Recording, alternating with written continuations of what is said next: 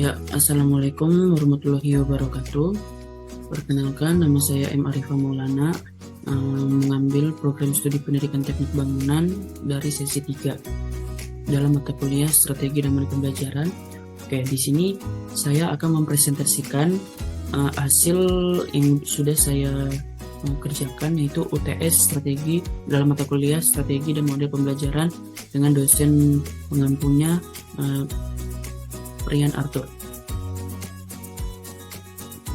Ya, selanjutnya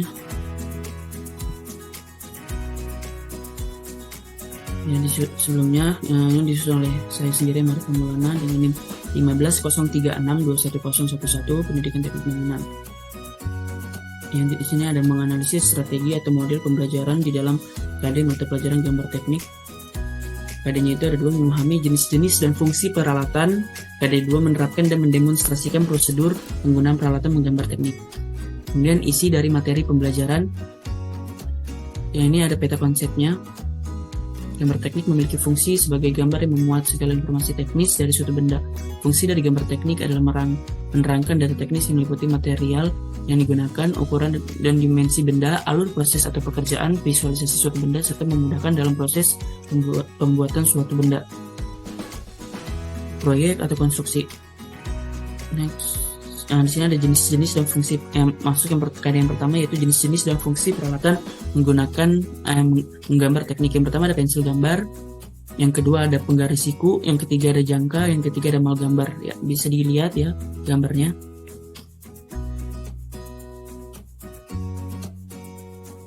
Selanjutnya ada prosedur penggunaan peralatan menggambar teknik.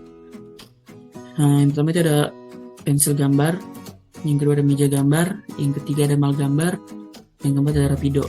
Untuk pensil gambar sendiri bisa dilihat keterangannya, meja gambar pun sama. Nah, untuk pendekatan dan strategi atau model pembelajaran yang cocok untuk KD yang sudah dibahas. Pendekatannya itu saya menggunakan scientific learning. Apa itu scientific learning? Ialah salah satu model pembelajaran yang dalam proses yang memuat kaidah-kaidah keilmuan, mulai dari pengumpulan data dengan observasi, menanya, melakukan eksperimen, mengolah informasi atau data hingga mengkomunikasikan. Nah, menurut Hosnan 2014, tujuan pembelajaran berbasis pendekatan saintifik itu untuk meningkatkan kemampuan berpikir tingkat tinggi pada siswa, membentuk kemampuan siswa dalam menyelesaikan permasalahan secara sistematik, membangun perasaan siswa sehingga merasa bahwa belajar merupakan suatu kebutuhan, memperoleh hasil belajar yang tinggi, melatih siswa dalam mengkomunikasikan. Nah, untuk strateginya saya memilih discrete learning, ialah suatu model pembelajaran yang mengarahkan siswa untuk menemukan suatu konsep permasalahan dengan kemampuan menelan sendiri. Yang menurut Adrian Hakim 2019 merupakan salah satu cara untuk dapat meningkatkan kemampuan menemukan sendiri, menyelidiki sendiri dalam memecahkan masalah siswa dalam pembelajaran. Setelah siswa menemukan sendiri, menyelidiki sendiri dalam memecahkan masalah, maka diharapkan dengan treatment yang dilakukan dapat meningkatkan hasil belajar tersebut.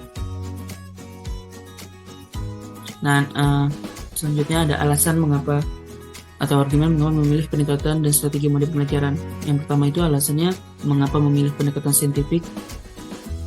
Karena mata pelajaran gambar teknik, khususnya yang saya ambil mengenai memahami jenis-jenis dan fungsi peralatan dalam menggambar teknik, perlu adanya observasi dan pengumpulan data tentang apa saja jenis peralatan yang ada di dalam gambar teknik itu, dan juga untuk mengetahui bagaimana fungsi dari peralatan itu. Nah, ya untuk mengetahui jenis dan fungsinya kan maka perlunya adanya pendekatan scientific learning, menanya, observasi. Ya, jadi kenapa memilih scientific learning? Karena untuk menemukan itu tuh kita harus perlu observasi, menanya, riset sendiri, dan melakukan eksperimen sendiri untuk bisa mengetahui fungsi dari peralatan tersebut. Seperti pada artikel penelitian menurut Mustifiko Nurdiansyah 2015, pendekatan saintifik ini itu proses pembelajaran yang dirancang sedemikian rupa agar peserta didik secara aktif mengkonsumsi konsep, hukum, atau prinsip melalui tahapan-tahapan mengamati atau untuk mengidentifikasi atau menemukan masalah, merumuskan masalah, mengajukan atau merumuskan hipotesis, mengumpulkan data dengan berbagai teknik, menganalisis data, menarik kesimpulan, mengomunikasikan konsep, hukum, atau prinsip yang ditemukan. Nah, alasan kenapa memilih strategi discovery learning ini ya masih berkaitan dengan pendekatan scientific learning, yang dimana pendekatan scientific learning itu meliputi inquiry dan discovery, pembelajaran berbasis masalah, berbasis proyek, berbasis kasus dan pembelajaran melalui metode field trip. Jadi ya sejalan dengan pendekatan saintifik, jadi maka saya memilih discrete learning. Nah, setelah dilakukan observasi, saya memilih discrete learning ini. Dan juga berdasarkan penelitian yang ada, mulai discrete learning itu ada fase-fasenya. Yang pertama ada stimulasi, yang kedua ada identifikasi masalah, pengumpulan data, pengolahan data, pembuktian atau verifikasi, dan penarikan kesimpulan atau generalisasi. Dapat mengakibatkan konsep yang dipelajari oleh siswa itu tertanam baik dalam ingatannya. Dengan demikian, kemampuan penalaran matematis sebagai salah satu tujuan pembelajaran yang ada dapat tercapai dengan baik. Nah, kemudian untuk pembahasan selanjutnya itu ada syntax physical learning, ya masih dilanjut atau masih seperti yang pembahasan sebelumnya, fase-fase itu ya. Pertama itu ada tahap 1, itu stimulasi atau pemberian rangsangan. Nah, di sini saya membuat tabel itu aktivitas guru, terdiri dari aktivitas guru, aktivitas siswa, dan contoh kegiatan dalam pembelajaran gambar teknik. Untuk tahap 1 yaitu stimulasi, itu stimulation, pemberian rangsangan. Nah, aktivitas guru ini itu memberikan pertanyaan yang mengacu kepada persiapan pemecahan masalah, memberikan anjuran untuk membaca modul atau referensi bacaan tertentu. Nah, aktivitas siswanya ini tuh bisa menghadapi sesuatu yang menimbulkan kebingungan, kemudian yang akhirnya menimbulkan keinginan untuk menyelidiki sendiri dari kebingungan atau permasalahan yang ada gitu.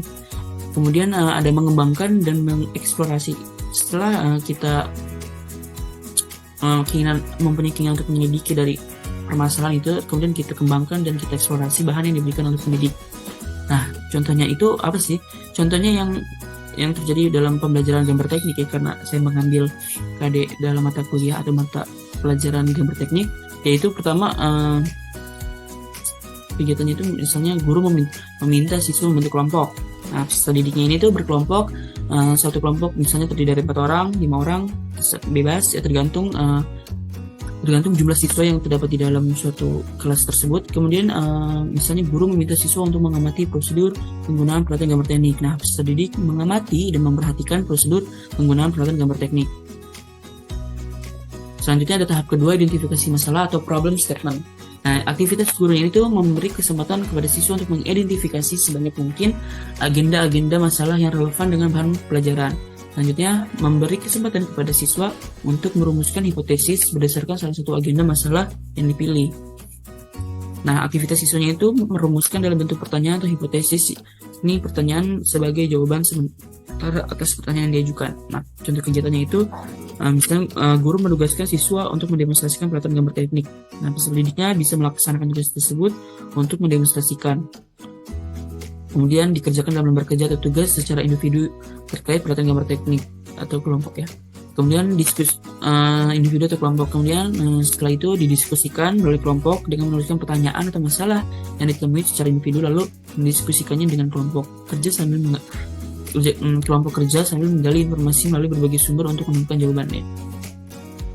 Ya, jadi setelah diperintahkan untuk mendemonstrasikan, siswanya ini tuh melaksanakan tugas dengan cara berdiskusi, kemudian menuliskan pertanyaan-pertanyaan permasalahan yang ditemui secara individu dan didiskusikan secara kelompok gitu.